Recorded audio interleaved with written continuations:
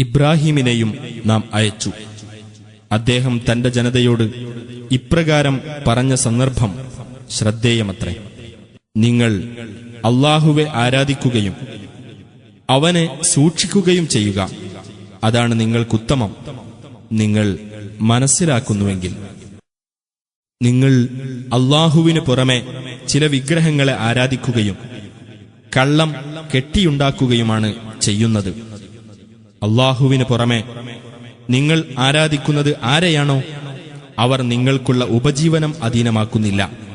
അതിനാൽ നിങ്ങൾ അല്ലാഹുവിങ്കൽ ഉപജീവനം തേടുകയും അവനെ ആരാധിക്കുകയും അവനോട് നന്ദി കാണിക്കുകയും ചെയ്യുക. അവങ്കലേക്കാണ് നിങ്ങൾ മടക്കപ്പെടുന്നത്. നിങ്ങൾ നിഷേധിച്ചു തള്ളുകയാണെങ്കിൽ നിങ്ങൾക്ക് മുമ്പുള്ള പല സമുദായങ്ങളും നിഷേധിച്ചു തള്ളുകയുണ്ടായിട്ടുണ്ട്.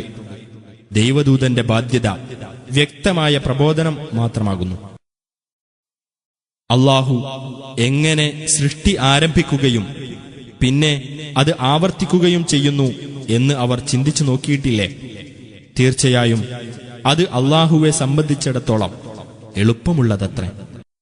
നിങ്ങൾ അവനെ കൊന്നുകളയുകയോ ചുട്ടരിക്കുകയോ ചെയ്യൂ എന്ന് പറഞ്ഞതല്ലാതെ അപ്പോൾ ഇബ്രാഹിമിന്റെ ജനത മറുപടിയൊന്നും നൽകിയില്ല. എന്നാൽ അല്ലാഹു അദ്ദേഹത്തെ അഗ്നിയിൽ നിന്ന് രക്ഷിച്ചു. വിശ്വസിക്കുന്ന ജനങ്ങൾക്ക് തീർച്ചയായും അതിൽ ദൃഷ്ടാന്തങ്ങളുണ്ട്. ഇബ്രാഹിം പറഞ്ഞു, അല്ലാഹുവിന് പുറമെ നിങ്ങൾ വിഗ്രഹങ്ങളെ സ്വീകരിച്ചിട്ടുള്ളത് ഐഹിക ജീവിതത്തിൽ നിങ്ങൾ തമ്മിലുള്ള സ്നേഹബന്ധത്തിന്റെ പേരിൽ മാത്രമാകുന്നു. പിന്നീട് ഉയിർത്തെഴുന്നേൽപ്പിന്റെ നാളിൽ നിങ്ങളിൽ ചിലർ ചിലരെ നിഷേധിക്കുകയും ചിലർ ചിലരെ ശപിക്കുകയും ചെയ്യുന്നതാണ്. നിങ്ങളുടെ സങ്കേതം നരകമായിരിക്കുകയും ചെയ്യും. നിങ്ങൾക്ക് സഹായികളാരുമുണ്ടാവുകയില്ല. അപ്പോൾ ലൂത്ത് അദ്ദേഹത്തിൽ വിശ്വസിച്ചു. ഇബ്രാഹിം പറഞ്ഞു, തീർച്ചയായും ഞാൻ സ്വദേശം വെടിഞ്ഞ് എന്റെ രക്ഷിതാവിങ്കലേക്ക് പോവുകയാണ്. തീർച്ചയായും അവനാകുന്നു പ്രതാപിയും യുക്തിമാനും. അദ്ദേഹത്തിന് പുത്രൻ ഇസ്ഹാഖിനെയും പൗത്രൻ യാക്കൂബിനെയും നാം പ്രദാനം ചെയ്യുകയുണ്ടായി. അദ്ദേഹത്തിന്റെ സന്തതി പരമ്പരയിൽ പ്രവാചകത്വവും വേദവും നാം നൽകുകയും ചെയ്തു.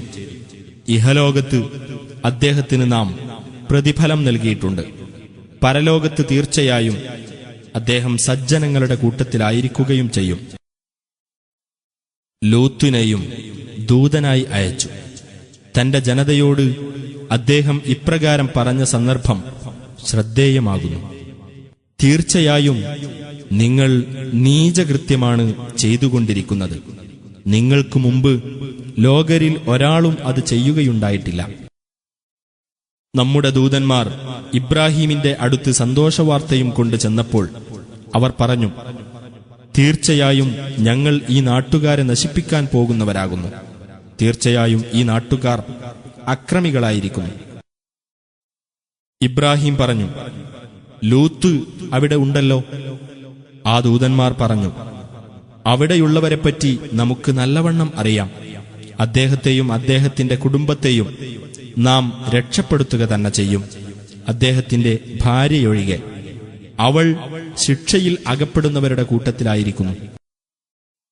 നമ്മുടെ ദൂതന്മാർ ലൂത്തിന്റെ അടുത്ത് ചെന്നപ്പോൾ അവരുടെ കാര്യത്തിൽ അദ്ദേഹം ദുഃഖിതനാവുകയും അവരുടെ കാര്യത്തിൽ അദ്ദേഹത്തിന് മനപ്രയാസമുണ്ടാവുകയും ചെയ്തു.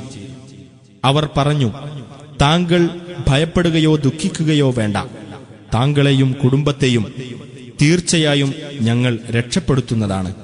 താങ്കളുടെ ഭാര്യ ഒഴികെ അവൾ ശിക്ഷയിൽ അകപ്പെടുന്നവരുടെ കൂട്ടത്തിലായിരിക്കുന്നു.